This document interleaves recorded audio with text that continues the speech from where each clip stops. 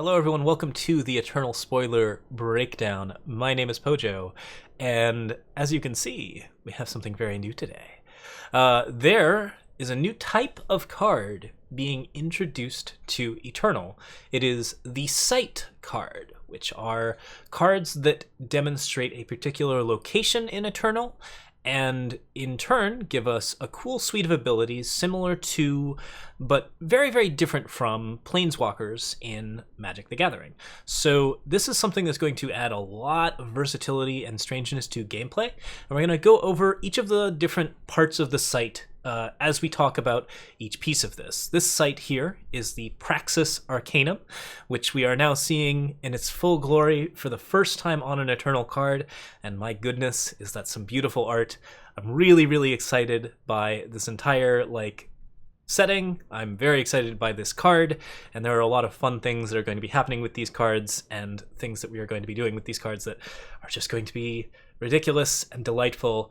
And I'm just very, very excited to see all of this happening. So we have new card types for the first time. The Sight card has a specific stat, which is durability of 3. And that durability is essentially a health total that does not get refreshed each turn. So if the Sight gets attacked, which it can be attacked, then you can reduce the durability of it until it goes to 0, and once it goes to 0, the Sight goes away and goes into the void. When you play a Sight down for its cost, it will go onto the board. It will occupy a slot that is too wide, so if you have 12 units on the board, you can have one Sight for 2 slots, and then you can only have another 10 units outside of that. You can only have one Sight at a time, and every Sight that is played gives you some sort of cool benefit. So let's go ahead and take a look at the Praxis Arcanum, and we're going to show off this card and talk a little bit about everything that it does. So here we are. The Praxis Arcanum has the ability, your units and relics cost 1 less, and it also has something called an agenda on it, which is currently common to both of the Sights that have been revealed for this particular faction setup. Talir's agenda is 3 spells: Accelerate, Refresh, and Viper's Bite. Accelerate being a 2-cost spell that gives charge to a single unit, Refresh being another 2-cost spell that gives +4 to a unit or gives +4 health to yourself, and Viper's Bite being a 4-cost spell that gives deadly to a particular unit. The way agendas work is that when you play the Sight, you will immediately get to select one spell off of the agenda, the Accelerate, the Refresh, or the Viper's Bite, and cast it immediately as an additional effect of the Sight.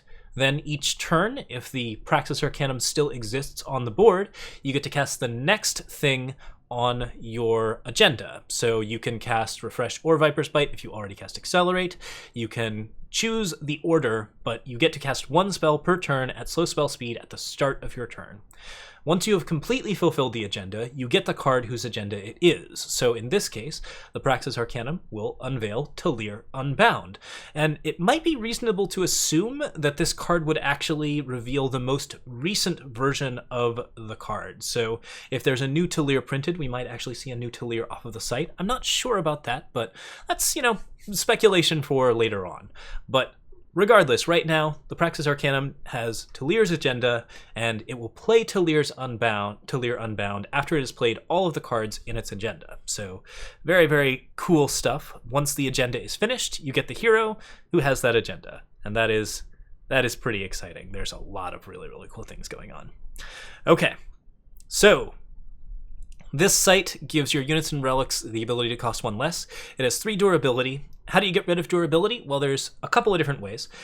You can't just torch this card and immediately get rid of it, because they're actually modifying the card Torch and the card Obliterate to only target units or players, and I think there will be a lot of specific direct damage cards that will more specifically call out units or players as opposed to just dealing damage to an enemy now that Sights are being released. So we're going to see a couple of cards like that where basically they are getting modified. You don't actually get to do that kind of thing. What you can do is you can still play cards like Torrential Downpour, Signal Flare, Extract. Basically, most of the cards that do direct damage can still be used against Sights and should be pretty useful in those situations. We are definitely going to see plenty of ways to actually break down Sights with spells. But in addition, when you attack, you can choose to attack the site as opposed to the player. It's all or nothing, so either you attack everything at the site or you attack everything at the player. Blocks proceed as normal, but if you decide to take down the site, then all of the damage is dealt to the site until the site goes away. There are a couple of things that are slightly different, like for example, if a Berserk unit attacks and you get to sort of hit the site and the site goes away, then the second attack will go forward onto the player. But for the most part, there's no spillover, like there's no like just overwhelm type stuff. Anything that attacks a site just attacks the site. So these cards are actually really, really good damage shields if you're facing down a very, very large board, but your opponent doesn't want you to get your agenda and really, really has to force out that sort of card by just attacking in for like 12 to your site as opposed to your face. That's not always going to be a situation that comes up. It's probably not going to be a frequent situation, but it's something to consider as part of the value of these cards, is that they distract attention away from your health total while also giving you a bevy of free cards and useful effects for as long as you actually manage to keep them. So pretty important stuff on that front. In addition, relic weapons cannot attack sites. If you have an empty board with no units and your opponent has a relic weapon, they can attack your health total directly, but they can't attack your site with it. So that is just something where basically all magma javelins, stone scar mauls, anything along those lines, you can't damage a site with that. But anything goes with units, and most spells will target sites if they have a direct damage ability that says targets an enemy, as opposed to targets a unit or player. So those are the main things to consider. So with that being said, let's talk about what the Praxis Arcanum does for you. First off, this is a 4-cost card that immediately gains you a small amount of life when it comes into play, gives you a permanent effect, and does, or, well, it doesn't necessarily gain you a small amount of life when it comes into play. It can do some other things too. You will either get a charge unit, a decent amount of health, or a deadly unit on, like, say, an overwhelm unit or something along those lines. So one example of a thing that you could do with Talir's Agenda is you could play it on 4. You could give your Worldbearer Behemoth a Viper's Bite, or an Accelerate, with the expectation that next turn you'd be able to play it and then like just sort of do some shenanigans with it and then give it Viper's Bite as part of your third turn. Or you could play this card to give Accelerate to other interesting things. You could play this card as a control card, basically just set it down early on, make sure that it has like a reasonable amount of defenders like Reliquary Raiders or Combre Healers or Scorpion Wasps or anything that like actually keeps the board fairly still. If you're playing Aurelian Merchant, then you have some wall effects, that kind of thing. So play the card down, just get the refresh for a little bit of extra health or for a little bit of extra defense. Try to keep it alive until you get yourself to Talir's Agenda and get yourself Talir Unbound, which is a pretty solid control finisher. We've actually been playing a Talir control deck that really kind of does only that, like we play counter control. So Praxis Arcanum could be used in that fashion as well. But if you want to do like a more mid-range style, then you might favor the Accelerate first. If you're a more like Praxis tokeny, like sort of damage focused style where you are actually like trying to just get a bunch of defenders out, then you could start with Viper's Bite and get yourself a deadly unit on something with a lot of health.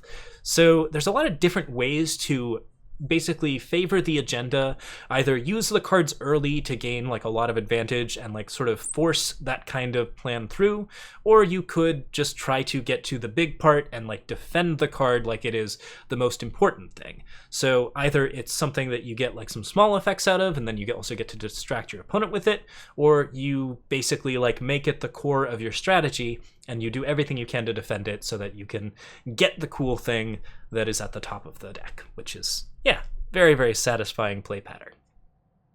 Yeah, I think there's a lot of different ways to use the Praxis Arcanum, and overall it looks like a fairly strong card for me. It is a collection of things that are not good, like almost everything on this setup.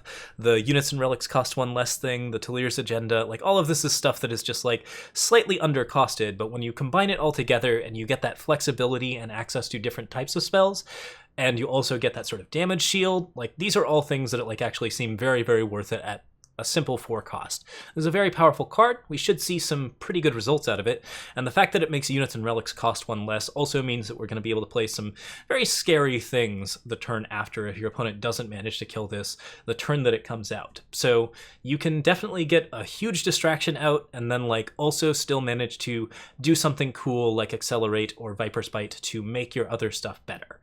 So Yeah, it's pretty interesting, fairly powerful card. The other one that we're going to be talking about, the other site, is a Dizo site for Argenport, and this was actually the first one that was spoiled. But I wanted to show the Praxis Arcanum off first because the Arcanum is very cool, and I really, really like it a lot. All right, so this is Dizo's office. This is our other site that has been revealed so far. There will be other sites for sure. But Dizo's office, if you are not familiar with Dizo Cabal Chairman, he is the 4/6 with the extortion scheme who gets the ability to basically make your opponent make tough choices with Cabal extortion scheme, and also like has the cool cat. So Dizo's office has a little more durability than the previous site, but it costs a lot more. It's a 7-cost card. It gives your units lifesteal, which is a really good way to just, when you are playing this site, recover your health on a board where you have a decent amount of health or a decent amount of like units. So if you're playing like Champion of Cunning and like other sort of scary flyers, if you're playing like the standard Feln mid-rangey style deck, giving all of your units lifesteal could be really, really powerful in that respect. If you're playing like FJS Shadow Control with fire bombs, probably like the Cauldron Cookbooks type setup where you actually need to gain a lot of life in the late game, that's a really useful thing as well. Like basically just getting that extra lifesteal can be very handy just for a turn. And in addition, when you play Dizo's office, you immediately get to kill a unit, which could be very, very good. Or scheme for a card, look at the top 4 cards of your deck, and just figure out whatever it is that you want, or buff a small unit if you really think that you need that for, like, say, a Berserk style deck or a Feln Scream style deck. Like, you could do something mild with that. Threaten is not a terribly powerful card on its own, but as a mild extra effect, it seems fairly useful. I would say that it's probably almost never going to be the first thing that you play off of Dizo's office, but Dizo's office could sneak lethal in that way, or really make a card that is otherwise not that scary into a pretty scary card. So that's something to keep an eye on, but probably not the most important part of Dizo's agenda. Regardless, you get to play all 3 of those, and then once that happens, you get to go for Dizo himself, which can be very exciting. So, yeah, Dizo's office will get you a lot of life the turn that it comes out. It will be something that your opponent will probably have to deal with if they don't want you to basically pick out the best cards or pick off particular units. I think one thing that you could do here is, in a control setup, just play Dizo's office, use the lifesteal to stay alive for another turn while you search for the thing that's going to be most important for you to survive, and then threaten the cut ties on the next turn, which would force your opponents to attack into you and basically, like, try to get rid of Dizo's office because you have too much life and they can't really threaten you for at least one more turn. That gives you a lot of time to set up your control status. That gives you a lot of time to do like the things that you most want to do. If you lead with the cut ties, then you manage to lead with the most powerful effect, which of course kills a particular unit and causes lots and lots of problems for your opponent. But then you can start scheming and threatening and using Dizo's office to basically protect itself, which is generally going to be pretty useful as well. So threaten, of course, not that useful, but if it's what you need to do to get yourself a Dizo Cabal Chairman and then start with your Cabal extortion schemes, that's pretty fun as well. Dizo is, of course, a 4/6 unblockable, so he's a mild finisher for the deck. He does have to sacrifice a unit to get his extortion scheme, so it's possible that you might not have all of the requirements fulfilled to get like the maximum value out of Dizo's office, but if you're playing a decent amount of units, this card should be pretty good, and I think it's fairly solid in a Feln mid-range style list. It looks very interesting. There's a lot of fun stuff that can happen with it, and because it has more durability than the other site, like it's possible that you could get some really, really cool benefits from it. So sites really focus the game on unit combat in a way that's really interesting. They give you a lot more decision making as far as like what to attack and what you need to sort of address from turn to turn. They add a little bit more skill to Eternal and a little bit more strategy, and they make things very, very interesting in a kind of mini-game sense. I really like the fact that their abilities are tied to specific cards, so that like basically you are getting 3 particular things, but you have to make the decision about what it is that is most important to play at what particular time. And I'm hoping that that leads to a lot of really interesting scenarios. Like, some of these cards are cards that do not get played very often in ranked, but as free cards, they actually make really interesting decisions. So I'm pretty excited to see what kind of sites we have on offer and what kind of cards that they give us, because like we can definitely see some fairly high quality cards coming off of these, or we can say some fairly high quality cards coming off of the agenda, or we can see like a very, very powerful site based effect with weaker cards or a weaker character leading the agenda. Like there's lots of different ways to balance these, lots of different ways to sort of play around with them. I'm pretty excited to see just everywhere that it's going to go, but like this is really interesting. Like there's a lot of fun stuff happening here. So yeah, like sites are cool. They are going to add a lot of interesting mechanical flavor to Eternal. They also give us a chance to like just get cards that really show off like some very cool spots in Eternal and lore specific locations. Like this is the Cabal Stronghold, and it's really beautiful art. Like I really like the storm clouds, the sort of just simple weather effect that we have going on outside of Dizo's office is just like something that really sets the tone of what's going on with the Cabal and like what sort of place that they're running. And yeah, no, it's just a lovely looking spot. So yeah, a lot of flavor here, a lot of mechanical focus, a lot of hero focus. Like this is something that definitely has some cool lore specific connotations, and like just in terms of like the overall strategy and depth of Eternal, I think it's definitely a huge step towards like a better strategic game and a more interesting strategic game. Both of these sites look like they have a decent amount of strength in them. They don't look like they're completely like rock solid bombs, but we'll see how they play and what they specifically do. I think that they're both pretty exciting. Of the two, I'm inclined to favor Talir's Praxis Arcanum site versus Dizo's office, just because Dizo's office is very expensive and has a lot of hoops to jump through. Playing a Cut Ties for 7 along with like a better effect and also a Dizo is not a bad deal, but it feels like you're probably not getting a lot out of the Threaten. The scheme potentially is very good, but like Dizo himself is not usually the most important thing to be getting off of this, and getting all three of them seems very unlikely once you're into like the 7 or 8 drop slot. So it's more likely, like if I had to rank the two on strength, I would say the Praxis Arcanum, despite having weaker cards associated with it, is probably the stronger card in terms of like its mechanical interaction and what kind of game that it forces your opponent to play and what kind of game you get to play with it. And being able to cast Accelerate at all in a ranked game for me is just...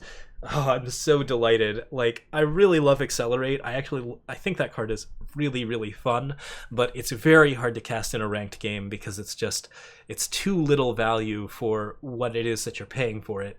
The Praxis Arcanum, on the other hand, you can get the Accelerate as just a free effect while you are setting up a site that forces your opponent to be somewhat distracted and gives you, like, those cool, like, cost reductions. Like, that is something that's like actually going to set up really interesting play patterns and get you some really cool cards out of nowhere that can do amazing fun things. Like there's some really, really fun things you can do with this card, and at 4 cost, I think it's actually fairly cheap for what it's doing. So yeah, this looks exciting. I'm very excited for it. And as far as things go, I'm pretty psyched about this site. So that's it for sites. We do have one other card that we have to talk about, which is a fairly powerful charm, or rather the Vision. There was one more Vision that was released the night, like a couple hours after our last spoiler video. So let's go ahead and pull that up, and we will talk about that as well, because yeah, it's a pretty interesting card and plenty of cool stuff happening with it. Like, so this is Display of Knowledge. And we have a lovely little elf doing some cool things with magic. The art on this card is fantastic. Let's go ahead and show it off. All right, this was spoiled by Patrick Chapin a little while ago. Okay, so Display of Knowledge. Put an attacking enemy unit on the bottom of the enemy deck, or draw a relic from your deck, or give one of your units +2 strength and quick draw. So 3 very important things, all of which are fairly good, and all of which are very, very strong in control. Display of Knowledge can, of course, kill a unit when it's attacking, which is just a really, really beneficial ability, similar to Island's Choice. Like, that was already a playable card at 3. This card requires you to be in 3 colors, which is a little bit harder to do, but it does mean that you can get rid of just about anything that's attacking you that's a threat, and it can get rid of course, the 3 health units that are sometimes very scary. So, like, being able to just get rid of that unit and put it somewhere where it's just not going to bother you for a very, very, very long time is a pretty powerful effect for 3. Seems like a really, really good one. We also have a tutor effect as a fast spell for relics, which all 3 of those things are actually pretty uncommon. We have some tutor effects. We have one that can get relic weapons, specifically Rise to the Challenge, but we don't have a tutor effect that specifically gets relics outside of Celestial Omens, and Celestial Omen is a 6-drop at the moment, so this is probably like one of the more exciting cards just for that ability alone. Being able to pick out a particular relic that you need is just pretty exciting, and now that you can like grab all sorts of interesting things, like that'll be pretty cool. It's a pity you can't grab sights with it, but obviously that would be very, very powerful. So we will see exactly what kind of cool relics there are to play with Display of Knowledge, but if you want to just grab an Azindal's Gift right now, that's a pretty reasonable option. If you're playing like a Mind Link deck with Feeding Time and Equivocate, this is the kind of card that actually makes that deck look a lot better. And finally, that +2 strength and quick draw does make a unit a lot scarier, but it's also a permanent effect. When I first read this, I actually didn't realize that it was not a temporary effect, but it is something that you can do to your units to make them a lot more aggressive and a lot more scary, and then continue to bring them back over and over and over again, which if you're sitting in like a Haunting Scream world where you're trying to play Gorgon Fanatics and the new 4-drop in Xenon that has cool Haunting Scream effects, giving those cards quick draw allows them to attack with impunity over and over and over again, and makes it very hard for your opponent to block them effectively or do anything really ridiculous there. In addition, Time's kind of having a spree of interesting deadly effects right now. Like, we saw some good Praxis stuff that's getting deadly. We've seen that Viper's Bite is going to be a card on Talir's setup, so the combination of quick draw and deadly really just essentially reads unblockable most of the time, and that's going to be pretty exciting in terms of like just anything that gives time units quick draws could be very, very effective. So this card really puts Time Primal Shadow on the map, and as a faction that wasn't getting a lot of play before, like this is very exciting and definitely does very powerful things. I'd rank it right up alongside the, I think it's Firetime Justice one, the one that has a mortar attached to it. Like, this looks like 3 extremely powerful effects on a single display. And as far as a display goes, it's definitely showing off quite a bit what those 3 colors can do. So, very, very exciting stuff. All right, that is it for the Eternal Spoiler Breakdown for tonight. I am just delighted to see new unit types in Eternal. I was thinking it might be another set or 2 before we finally saw these, or some kind of additional expansion of what it is that this whole game can do, but Eternal is changing up the rules, and the gameplay is going to change as a result of it, and I think that's really, really exciting overall. One of the nice things about card games is, like, not only do cards change up the rules, but you can do a lot of other things to change up how the game works and what kind of interactions you have with other players, and this is, like, really, really along those lines going to make the game a lot more diverse and different, and should make for some very, very interesting games. I'm looking forward to playing this deck in more aggressive mid-range lists. I'm looking forward to playing this card in really interesting control. I'm not sure if it'll work in like aggro stuff, but since it does make things cheaper, maybe we'll give it a shot. There's some potential there, but overall, like, this just looks like a really, really exciting card that's going to do a lot of interesting, exciting things, and I'm so excited to see what other sites we're going to see. And I'm hoping that you guys are excited as well, because this is a ridiculous turn, and oh my gosh, this game is very fun. And I'm looking forward to having fun with these cards. That's it for me. Thank you guys so much for watching, and I will see you all next time. Cheers.